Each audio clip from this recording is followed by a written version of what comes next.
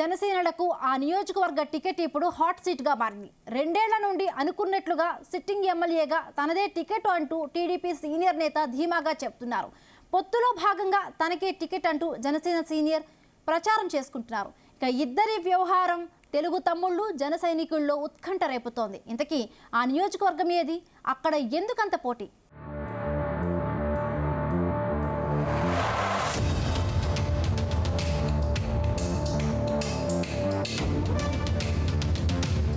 తూర్పు గోదావరి జిల్లా రాజమండ్రి రూరల్ నియోజకవర్గ టికెట్ పంచాయతీ తారాస్థాయికి చేరింది.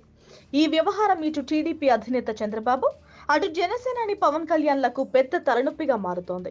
ప్రస్తుతం ఇక్కడి నుంచి టీడీపీ సీనియర్ ఎమ్మెల్యే గోరంట్ల బుచ్చయ్య చౌదరి ప్రాతినిధ్యం వహిస్తున్నారు. ఇక మరోవైపు ఉమ్మడి తూర్పు గోదావరి జిల్లా జనసేన అధ్యక్షుడు కందుల దుర్గేష్ ఇక్కడి నుంచే పోటీ చేసేందుకు ఎప్పటి నుంచో రంగం సిద్ధం చేసుకుంటున్నారు. ప్రస్తుతం టీడీపీలో ఉన్న 19 సిట్టింగ్ ఎమ్మెల్యేలు అందరికీ మరోసారి టికెట్లు ఇస్తామని చంద్రబాబు గతంలోనే చేసిన ప్రకటన గోరంట్లకు కలిసి వచ్చింది. దీనికి తోడు టీడీపీ ఆవిర్భావం నుంచి పార్టీలో ఉన్న సీనియర్ గాను, గత 5 ఏళ్లుగా వైసీపీ ప్రభుత్వంపై పోరాడుతున్న ఎమ్మెల్యేగా గాను తనకు ప్రాధాన్యత ఉంటుందని గోరంట్ల అంటున్నారు. రాజమండ్రి రూరల్ టికెట్ జనసేన కూడా ఆశిస్తున్నప్పటికీ చంద్రబాబు ఇప్పటికే తన విషయంలో పవన్ కళ్యాణ్ కు క్లారిటీ ఇచ్చినట్లు గోరంట్ల చెబుతున్నారు. ఆల్రెడీ సిట్టింగ్ ఎమ్మెల్యేలు ఎవరైతే 19 నుంచి ఉన్నారో 19 మంది ఎమ్మెల్యేలకు కూడా వారికి ఆస్థానాల్లోనూ పోటీ చేయాలి, వర్కౌట్ చేసుకోమని చెప్పారు. వర్కౌట్ చేసుకుంటూ వెళ్తున్నాం. బుచ్చయ్య చౌదరికి సంబంధించి Buchaiah Chowdary top most leader of the party, top most leader of the leader of the party, politburo member, deputy leader of the house, sitting MLA, party founder member కనుక ఇవన్నీ కొన్ని అడ్వాంటేజ్లు ఉంటాయి.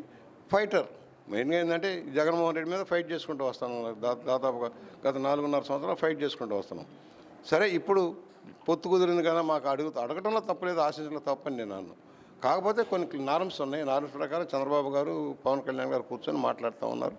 దాంట్లో క్లారిటీ ఇచ్చారు. 19 సీట్లు కూడా మేము మార్చేదానికి అవకాశం లేదు, మిగతా చోట్ల సర్దుబాటు. దాని ఫలితంగానే పక్కనున్న రాజానగరం అనౌన్స్ చేశారు పవన్ కళ్యాణ్ గారు.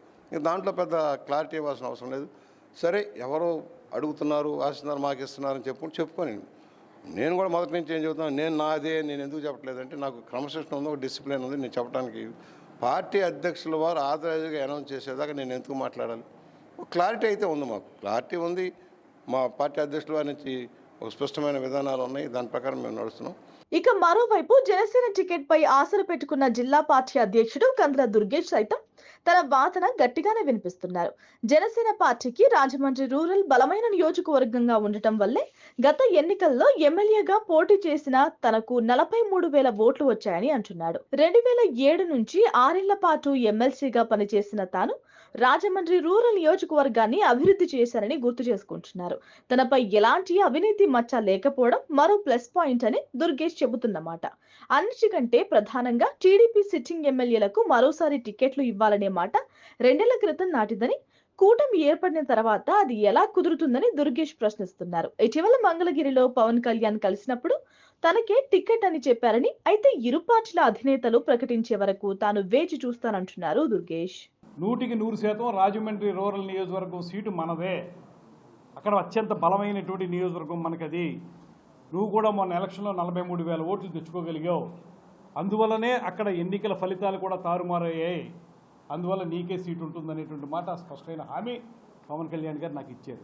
కానీ నేను ఎక్కడ ప్రకటించడం లేదు, ఎందుకు అఫీషియల్గా ప్రకటించట్లేదు, ఎందుకు ప్రకటించడం, ఎందుకంటే వాళ్ళు చెప్తారు అంతిమంగా అనేటువంటి మాటతో. అంతేగాని ఎవరో కూడా ఇది మా ప్రకటనలుగా మేము చేయడం కరెక్ట్ కాదు. కానీ ఖచ్చితంగా ఈ సీటు మాకుంటుందనేటువంటి నమ్మకం నాకు ఉంది. మా అధినేత నాకు స్పష్టంగా చెప్పారు. ఎందువల్లనంటే నాకు చెప్పవలసింది మా అధినేతే కదా. అదే చెప్తున్నాను నేను మళ్ళీ.